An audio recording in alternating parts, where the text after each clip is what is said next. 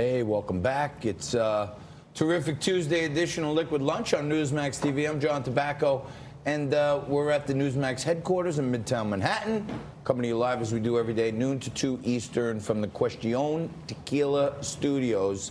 And the way Chris Cuomo was behaving in that video, I need a drink, and he seemed to have a few too many. We're trying to establish some kind of telecommunication connection with Gordon Chang, the author of The Coming Demise of China, to talk about everything that's going on in Hong Kong. In the meantime, Frankie joins me again. And Frank, while we're waiting for Gordon Chang, Anthony Scaramucci seems to also, in my view, be more and more becoming unhinged. Because it's like a desperately seeking publicity at this point. I think you nailed it. Look, I'll be honest. I like Anthony. He's entertaining. I've met him a few times. Always been a nice enough guy. I've seen some TV appearances where he comes across fairly entertaining and interesting. Love his wife Deirdre, who was a guest on this show. And she's the best. I think she's terrific. But look, Anthony Scaramucci backed Hillary Clinton for president in 2008. And there's nothing wrong with that. Then he backed Barack Obama for president in 2008. And then he backed Mitt Romney for president in 2012. Then he backed Scott Walker for president in 2016. And then he backed Jeb Bush for president in 2016. And then finally, after none of those guys were available, he finally came around when it was a choice of Hillary v. Trump.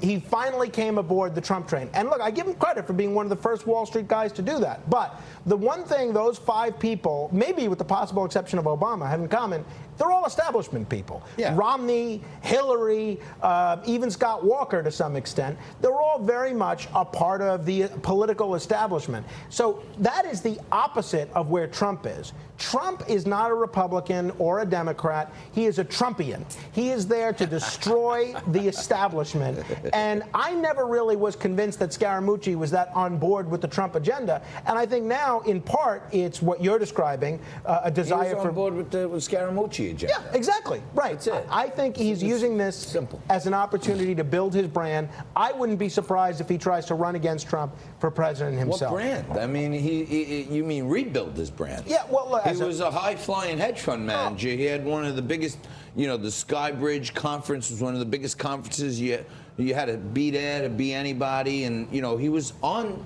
top in his field. And then when you get canned as White House communications director, after 10 days, your stock kind of dives. Well, look, and then you wind up on Celebrity Big Brother. And you know what I found also a little annoying? Look, I'm on Twitter at Frank Morano, and I hope everybody follows me. But Scaramucci was one of these guys that he gained a lot of followers on Twitter by following a lot of other people and then unfollowing them. So he followed thousands and thousands of people. They all followed him back, and then he unfollowed them. So it makes it look like he's a big social media influencer. Wow. So I never really was that impressed with Scaramucci. He's not where the president is on trade, not where the president is on immigration. I think he, look. Is that what we need to do? On Liquid Lunch? Yeah, we can on do our that. social media, we need to follow thousands of people. Well, they call it pulling a Scaramucci. And then they do a follow back. Right. And then after they follow back, now I don't follow back. I ain't no follow back girl. Ain't no follow back. Exactly. We ain't no follow back girls. But maybe we should. Maybe we'll get Nico on that, follow a whole bunch of people and then get them to refollow and then unfollow. We'll do we'll call that the Scaramucci. I can't think, or do the Fandango, right?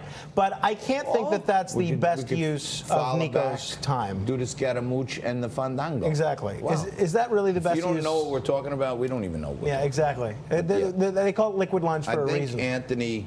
and if Gordon Chang's watching, I don't blame you for not Skyping him. I think Anthony should go back to what he does best. Raising money and running a hedge fund and cursing out reporters like he's Chris Cuomo. Focus on right. They have something in common. Oh yeah, we have two guys here. If he keeps on this anti-Trump stuff, they may replace Chris Cuomo with him in prime time. Yeah, I mean he's look, I really enjoyed when Deirdre came down here. Yeah, me too. She's wonderful. She was actually one of the most forthright guests I think we had. That after all the stuff that she went through with her and Anthony and their marriage, She said she never once didn't want him back, and Absolutely. you know, that was kind of some of the realest commentary we've had on the show. And I don't know why the guy just doesn't be real to himself. What he is, he's a hedge fund manager. He's not a politician. He's certainly not a White House communications director with 10 days on the job. So. Right. Well, I think he's, look, God bless him. I don't wish him any ill will, but he is not really on board with the Trump agenda. And it's very interesting that when Steve Bannon was quoted in that book, and Trump denounced him, Steve Bannon continued to go on TV and defend the Trump agenda. And you compare Bannon's behavior to how Scaramucci behaved when he was attacked by Trump, and he behaved like, you know, again, a 7th grade Long Island spoiled brat. You know, so I really... I feel like Scaramucci. I get what he's saying about how Trump is behaving on Twitter and how maybe he should be a bit less of a bully. But I mean, if you're saying he needs to be replaced in 2020, by who? Him? Yes, that's what I think the logical conclusion. The Dynamo himself is going to stand up to Donald Trump and take over the Republican primary. Hello. I'd rather watch Chris Cuomo curse out some haters than watch Scaramucci run for president. That would be like a train wreck. Well, it's going to be interesting. I'm looking forward to the political panel next because with all the military issues in the world, and we've been talking about it with respect to North Korea, with respect to Iran, Venezuela, even Yemen, we actually have a Democrat and a Republican, an Army guy and a Marine to go head to head. And I'm eager to see who wins that battle, the Marines or the Army. We mix it up right after this.